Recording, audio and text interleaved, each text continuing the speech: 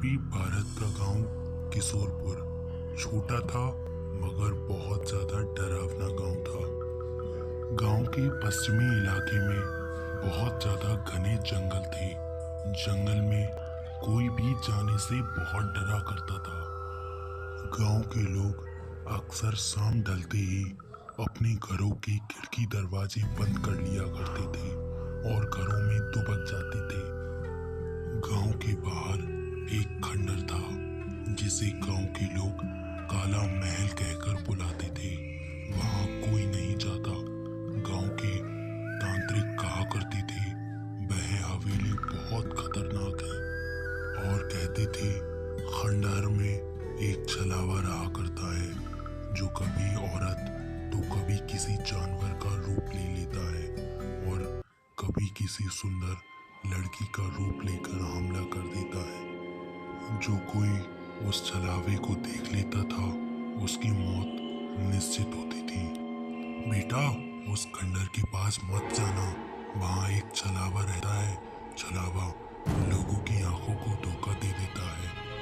गांव के लोगों ने खंडहर के पास जाना छोड़ दिया था, लेकिन बच्चों और नौजवानों में जिज्ञासा बनी रहती थी। गांव में चार दोस्त रहा करते थे, अमित, रामू, श्यामू और केतन। केतन छलावे पर विश्वास किया करता था, लेकिन और उसके दोस्त कभी विश्वास नहीं करते थे।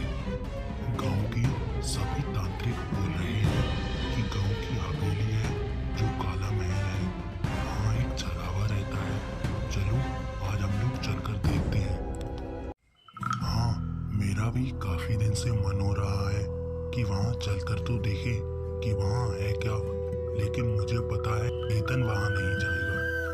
केतन को वहीं छोड़कर तीनों दोस्त काले महल के किनारे की ओर चलने लगे, लेकिन बीच में ही अमित अपने घर चला गया।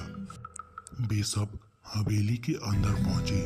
मुझे तो यहाँ बहुत ज्यादा डर लग रहा है। तभी अचानक एक बच्चे की आत्मा वहां आई और बोली, तुम नहीं बचोगे। वे तीनों हवेली के अंदर ही एक टूटी दीवार के पीछे जाकर छुप गए।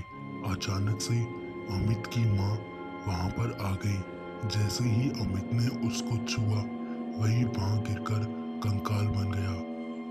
श्यामू और रामू अब दोनों हवेली से बाहर नहीं निकल पा रहे थे।